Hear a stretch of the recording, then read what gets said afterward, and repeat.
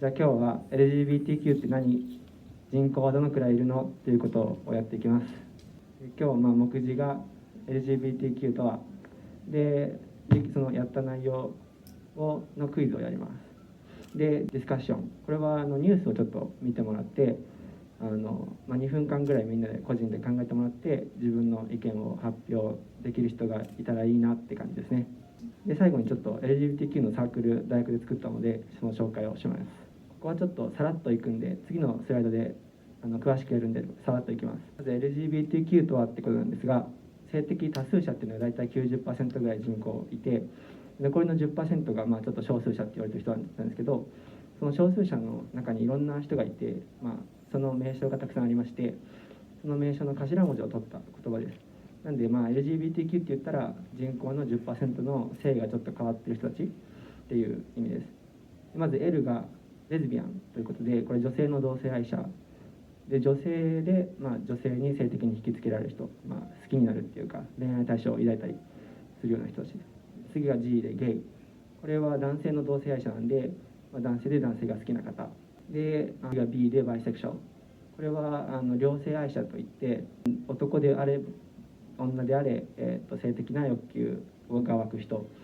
好きになるってことですね。これはその人が男性であれ女性であれどっちもバイセクシャルです。で次が T トランスジェンダー、これは性自認が出生時に割り当てられた性別とは異なる人、なんか難しいんですが、簡単に言うと体は男性でその人はでも自分は女性だと思ってるとか、体は女性なんだけどその人は男性だと思ってるとか、そういう人たちがトランスジェンダーと言われます。で最後 Q、 これはクイアといって、変なとかって意味があるんですけど、変わってるっていうことなんですけど、これはですね、実は今まで言ってきた LGBT も含むんですが、それ以外にも人口の 90% の普通の人と LGBT がいるんですが、それにどちらにも入らない人がいるんですね。大体 LGBT5% ぐらいなんですけど、残りの 5% の人たちはまだあんまり認知が進んでなくて、結構クイアというふうに一括りでLGBT も含めてクイアというふうに言われます。この図が非常に分かりやすかったので電通ダイバーシティラボから引用しました。マスクしてないの一応はい、結構ハーハーしますじゃあこの辺で、はい、これがまずこの図表で分かるものが、異性愛者であってさらにシスジェンダーである人、これ普通の人ですね、人口の 90% です。異性愛者っていうのは、男性で女性が好きな人、女性で男性が好きな人、みんなが多分思い浮かべる普通の人ですね。でそれプラスシスジェンダーっていうのは、さっき言ったトランスジェンダーの逆で、男性の体で生まれてきて男性だと思ってる人、女性の体で生まれてきて女性だと思ってる人なんで、普通の人ですね。それが 90% です。あとこの表で分かるのもう一つが LGBT でして、これ大体人口の3から 6%。ここで注意なのが Q っていうクイアラ入ってません。クイアラ入ってませんって書いて LGBT もクイアなんですけど、それ以外のクイアラ入ってませんね。それは次のスライドでやります。でまず LGBTQ って何ですかって言われたら、一番大事なのがこの3つの性でして、これも一応性表現という最近の新しい考え方とあるんですけど、 LGBTQ を語る上ではあんまり関係ないですね。大事なのはこの3つです。でまず最初のが体の性、これは身体的に、お医者さん意外と難しいんですけど決めるの、例えば男性器も女性器もついてる人とかってもいますね。そういうのをだから素人がパッと見じゃ分かんないことがあるんですけど、お医者さんが生まれた時に男性だと決めたり女性だと決めた、その体の性ですね。それから2つ目が心の性、これは自分が男性だと思っているのか女性だと思っているのか。3つ目が好きになる性、好きになる性は性的な欲求が湧く性別ですね。で普通の人からまず見ていきたいんですが、例えば男性で生まれました。でその人は男性だと思ってます。で女性が好き、これ、普通の男性で2番なんで、あそこに書いてあるんですけどストレートって英語では言うんですが、普通の人ですね。大体人口の 45% かな。で次が女性で生まれてきて女性がのからだと思ってて男性が好きな人、これ10番なんで、あそこも同じストレートの普通の人たちですね。ところが例えば男性で生まれてきました。で男性だと思ってます。でも男性が好きですっていうと、これあそこに書いてあるんです。1番でゲイなんですね。で、女性でも同じように女性で生まれて女性だと思ってて女性が好きだったらこれ11なんでレズビアンなんですね。でここでちょっと面白いのが、これ今言ったのだけがレズビアンとゲイだけじゃなくて、これ7番ってありますよね、ゲイ。これどういうことかというと、女性で生まれてきて男性でだと思ってて男性が好きな人だから、体は女性なんだけど自分は男性だと思ってる。で男性が好きだったら、これはレズビアンとか普通のヘテロセクシャルじゃなくてゲイだというふうに認定されます。なんでゲイかレズビアンかどうかっていうのはここで分かりますね。これが男性で男性だったらゲイで、これが例えば体は関係なくて、体はもともと男であってもその人が女性だと思ってて女性が好きだったら、これもレズビアンですね。で次、トランスジェンダー、違う LGBT だから B いきましょうか。バイセクシャルで大事なのはもうこの上の2つは関係ないです。ここは全く見なくていい。バイセクシャルかどうかっていうのはここで分かりますね。好きになる性的欲求が湧く性、ここが男女であれば女性だと思っているが男性の体だろうが女性の体だろうが男性だと思っていようが、とにかくここが男女どっちもあれば全部バイセクシャルですね。次はトランスジェンダー。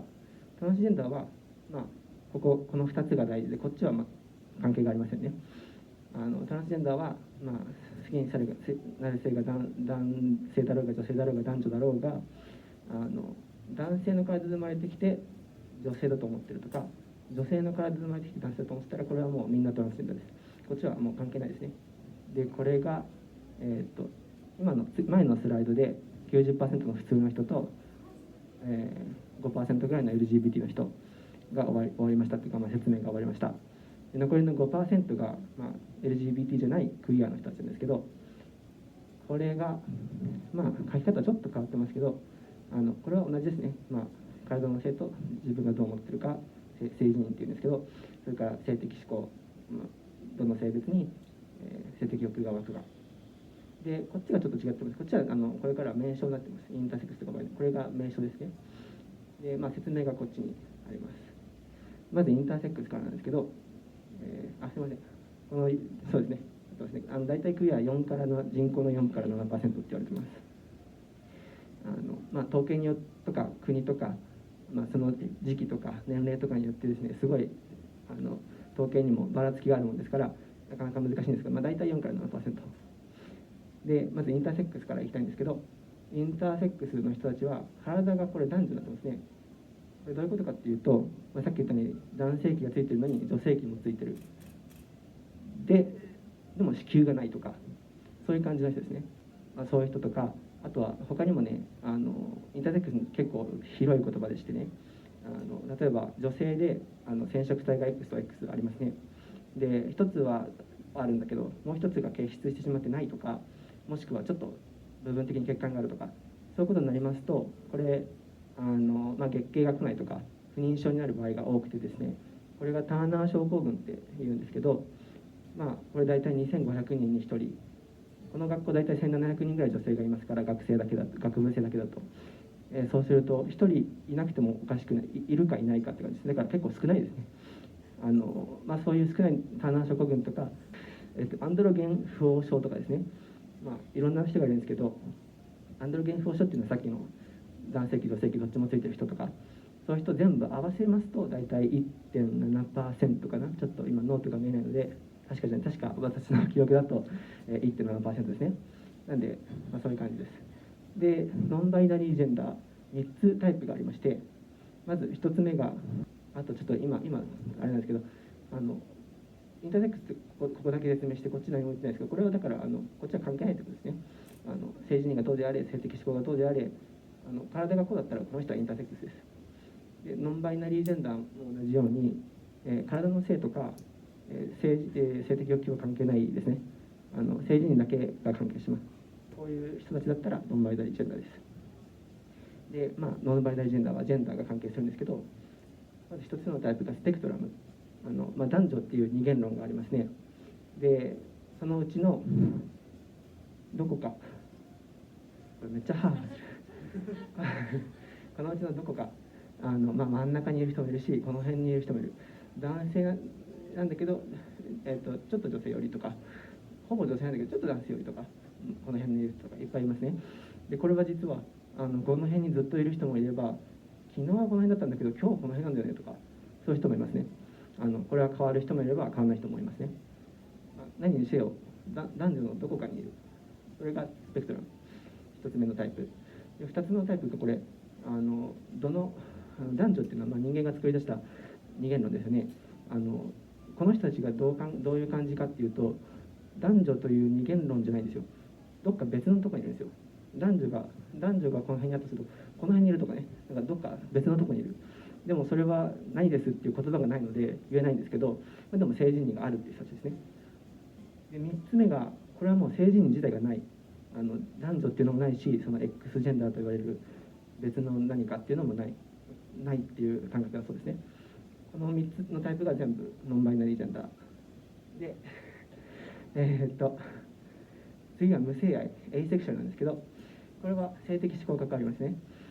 性的指向、すいません、そうですね、性的欲求がまずない人、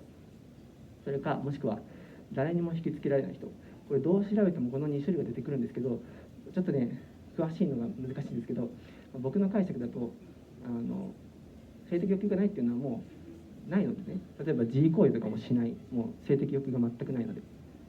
それに対してこっちはその自分自身のその性的な欲求はあるかもしれないけど、性別が男性だから、相手の性別が男性だからとか女性だからとかトランスジェンダーだからとかっていう理由では性的な欲求がない。自分ではあるかもしれないけど、でもその他人に対してその男性だからとかそういうので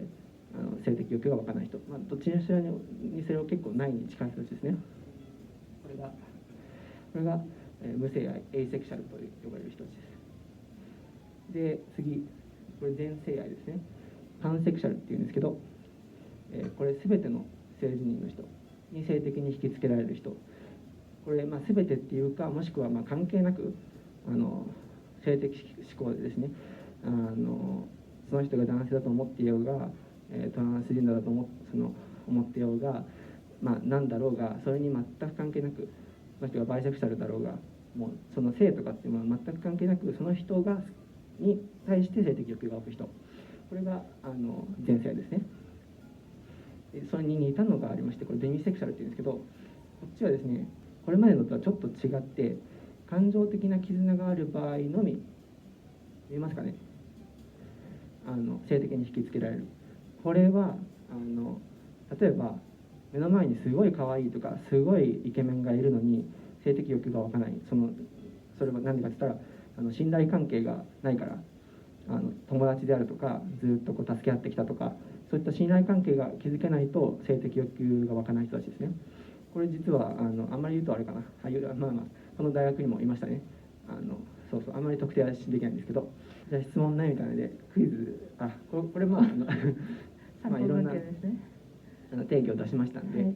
どこから来たかっていうのですね。なのでじゃあクイズにいきたいと思います。分かったら手を挙げたりして教えてください。これ男性で男性だと思ってて、女性が好きな人、これなんて言いますかね。分かる方、男性の体で男性の、性自認というかその人は男性だと思ってる、で女性が好きな人、はい桜子さん。ストレート。そうですね、ストレート。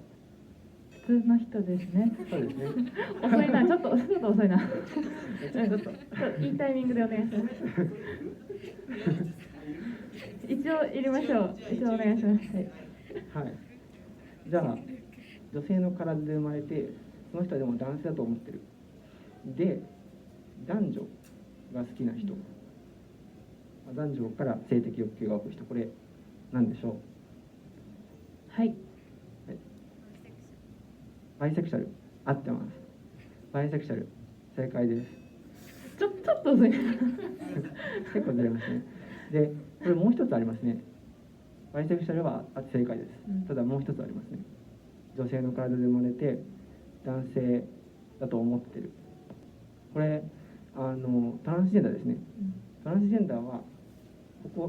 性的思考は関係なくて、とにかくここが男女、男性の体で女性だったり、女性の体で男性だと思ってる。これがだったらもうトランスジェンダーですね。じゃあ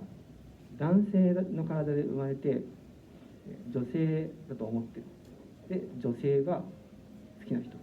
これなんでしょう。はい、はい、正解です。すごいこれこれ実は僕プレゼンやる前ちょっとこんがらがってて、僕はずっと体の性を基準に男性の体で生まれて女性が好きだったらヘテロセクシャル、男性の体で生まれて男性って思ってたんですよ。だけどこの表とかよく調べてみると、どうやらこっちをその人がどう思ってるかを基準にして考えるのが主流なようですね、どうやら。なんで体は男性なんですけど、女性だと思ってて女性が好きなんで、これレズビアンですね。これ昔の僕の感覚だとこれはヘテロセクシャルじゃないとか思ったんですけど、調べるとどうやらこっちの考え方が主流なようですね。そうですね。ヘテロセクシャルっていうのは異性愛者で、学術的な論文とか読むとホモセクシャルとかヘテロセクシャルっていう言葉が出てきて、日本語で言うと異性愛者か同性愛者ですね。異性愛者は普通の男性だと思ってて女性が好きな人とか、女性だと思ってて女性が好きな人、その逆に自分のと同じ性が好きな人が、ホモセクシャル、もしくは同性愛者ですね。でこのスライドの前までは、一応そういった参考文献も見ながらの事実なんですけど、ここからちょっと私の意見として名称を覚えなくてもいいっていうことですね。LGBTQ の人たち見てるとすごいね、過激な人がいるんですよ。お前 Q を知らないのか、バカか、もっと勉強しろみたいな、無知だなみたいな人がいるんですよ。そんなのね、僕も知りませんね。研究とかしてても知らないのいっぱいありますね。これ今言ったのも一部でして、結構網羅的にやってもらうんですけど、多分もうはみ出てるのがいっぱいありますね。もう何十個も何百個も作ろうと思えば何千個も作れますから。っていうのは今まで説明してきてるのは3つの性を基準にしか考えてませんよね。さっき言った4つ目の性表現っていうのがありまして、これは体とかそういうのじゃなくて、口調であるとか、表情とか着るものとか、そういったようなものですね。それを入れたら、それはまだ名称があんまり普及してないんですよ。なのでそれをね、これはこうだ、私は普通の全部さっき言った3つの性は普通なんだけど、ここにありますね。体と性自認と性的思考は普通、例えば男性で生まれて男性だと思ってて女性が好きなんだけど、でも女性っぽい服を着たいとか、これはなんちゃらだって誰かが言ったらそれは名称になるんですよね。でもそんなの知らないわけですから僕だって分かんないですね、それは。なんで名称にこだわってそれを暗記するとかっていうのはしなくてもいいですね。大切なのは4つの性が多数派とは異なる人が人口の 10% ほどいるということですね。これは現在の統計ではそうです。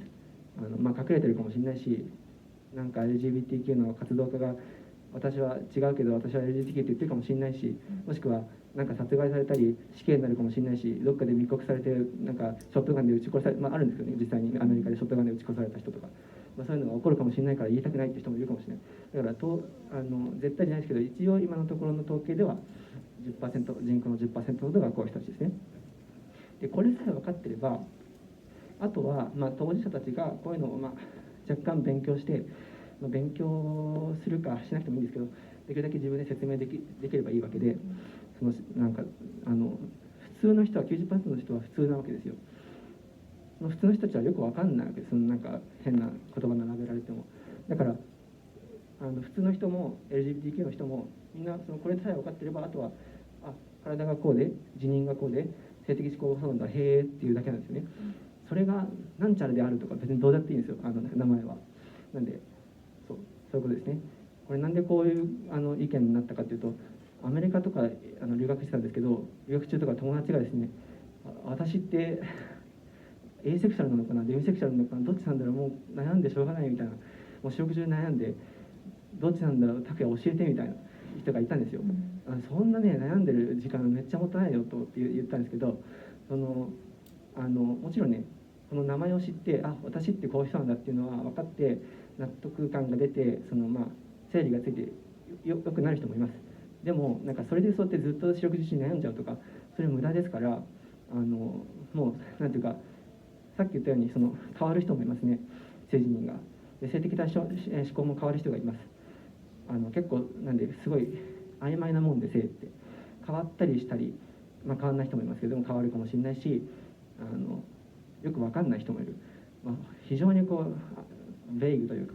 ふわっとしてて古いとか揺れ動いた人もですね。だからそんなね、ちょっと揺れ動いたから私はデミだとかエイだとかね、そんなどうでもいいんですよ。動きます。なんで動いたら私はこう動いたんだ、へえぐらいでいいですね。それ自然ですから、そういうことです。でそれについてそんなに名前に取られてね、私はデミなんだろうかとか考えなくていいです。そんなもう動いたら動いた後に私はこうなったんだっていう感じですね。でインスタとかにも載せたり、写真とかこの動画もやるかな、もしかしたらスライドだけになるかもしれないですけど、ちょっと考えてやるつもりなんで、よかったらフォローしてください。はい、レインボーここか、レインボー&アライブですね。はい、お願いします。じゃあキンパラさんありがとうございました。拍手。ありがとうございました。